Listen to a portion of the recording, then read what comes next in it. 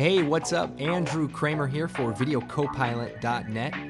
In this tutorial, we're going to take a look at advanced sky replacement, as you can see right up here.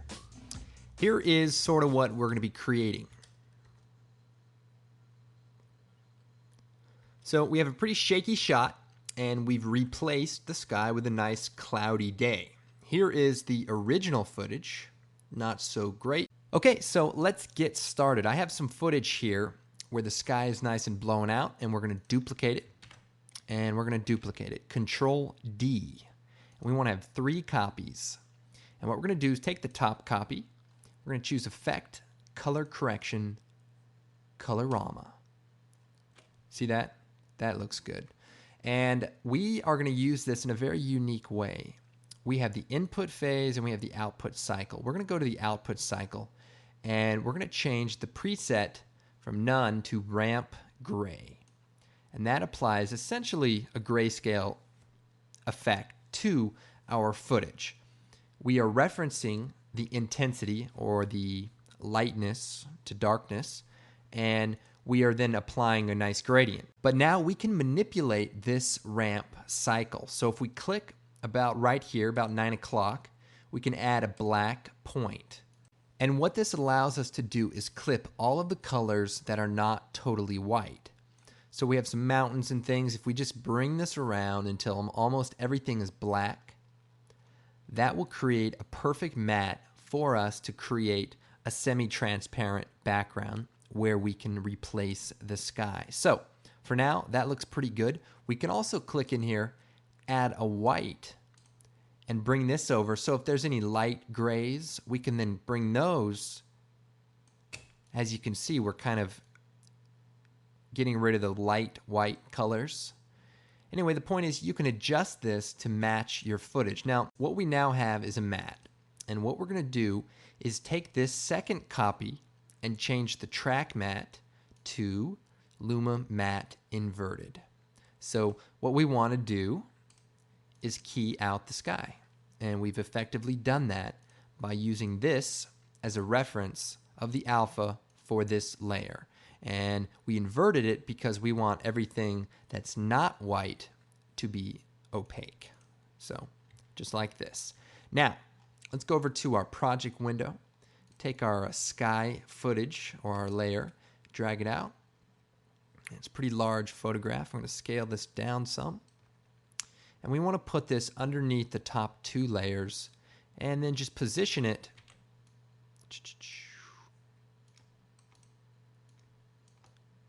in the background. And if we bring the opacity down to about 50 or maybe 70 and turn on our third instance of the same footage. And the reason we turn it on is so that just in case there's any color in the sky, it'll show through slightly because the clouds are not completely opaque. All right.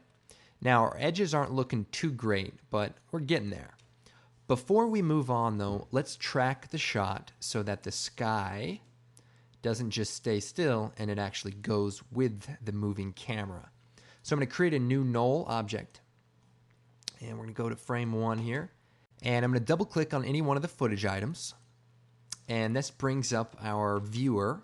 And I'm going to go Window, Tracker Controls. This will bring up our motion tracking options. And what we're going to do is click Track Motion. And that's going to bring up a track point. And then we're going to click Track Rotation.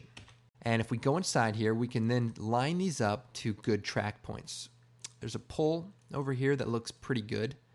And we'll just scale up the search area.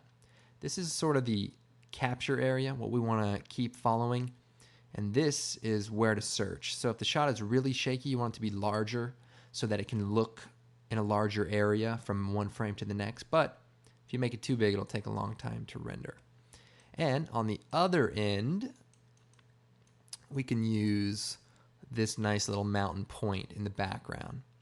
Now, like in the previous tutorial, aka Video Copilot tutorial number 1, sky replacement, we want to use the far away elements. And if you're on a tripod, You can use some of the foreground elements, but preferably you want to use the far away element. We now have these points selected, and we're going to click Analyze Forward. Okay, so now we've tracked the position, and it's looking pretty good. You can obviously play with the settings to get it just right, but that should work well. And now we want to click Edit Target, and we want to make sure the null object is selected as the receiver of this track information. I'll show you why. And then we click Apply, and we say X and Y, OK.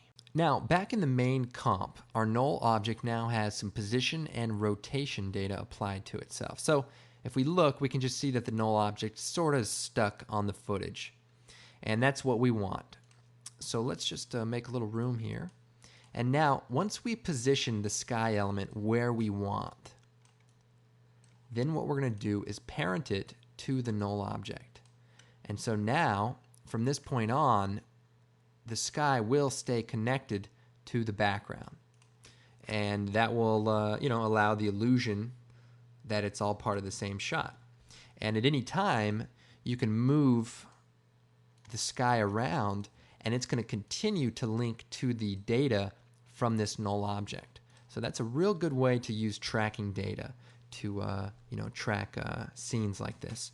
Oh, by the way, this is Bobby and this is Sam Loya. Of course, they're I don't know, they're coming back from an origami class probably, and they're pretty proud of themselves, it looks like. Now we want to work on the edge. So what we're going to do is we're going to pre-compose these two layers. So I'm going to select them, hold Shift, hit Control-Shift-C, or Layer Pre-Compose. And that will allow us to put it into a single layer that we can then apply effects to. So I'm going to choose Effect, Matte Choker.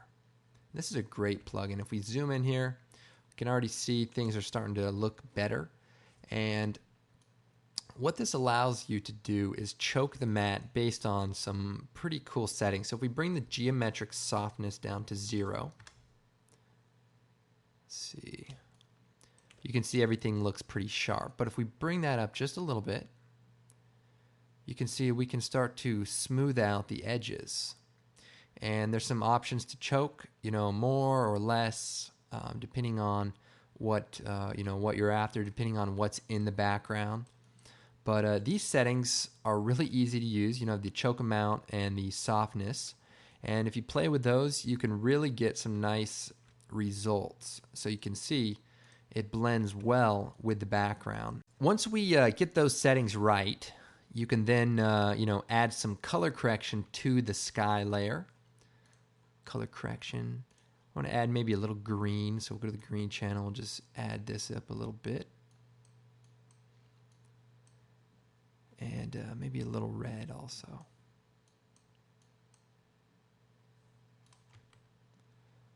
Okay, so that's looking pretty good, and it is fully animated.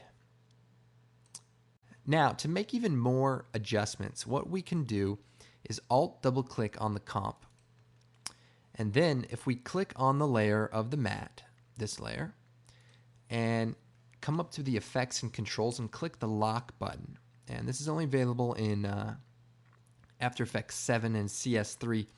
We can return to the main comp, zoom in, and then play with the output cycle. So if we kind of open this up, you can see we can sort of add some softness into the edges so that it's not so sharp. And if we go back into the comp and turn the layer on, you can see we're starting to add in some more semi-transparent areas that allow the blending to occur with the background. And I'll go back over here. So anyway, by locking it, you can control the effects of layers that are inside of compositions, even though they're nested. So that is definitely a powerful way to composite. So as you can see, that looks pretty good. Now, even another way you can use this technique is by applying the Colorama filter, changing the output cycle again to ramp gray, and then crushing all of the gray area, and then create a new adjustment layer. Choose Effect, Color Correction, let's say Hue and Saturation, And then if we place another copy of the footage below this matte, what we can do is use the adjustment layer with this matte as a Luma track matte, so that now if we change the lightness, it only applies itself to the area selected in the matte. And that's cool, obviously not to do that, but say you want to just give it a little color, colorize, bring the lightness down a little bit, and maybe just a light blue color or a light gold color. Sometimes just having anything but pure white in the sky makes for a much better looking shot. And even we can add a new solid that has, say, like a light blue color in it, and just add a mask through it and feather it, F to bring up the feathering. We just feather it out like this. And then you can also bring this layer up or bring the opacity of the layer, let's see, the opacity down some.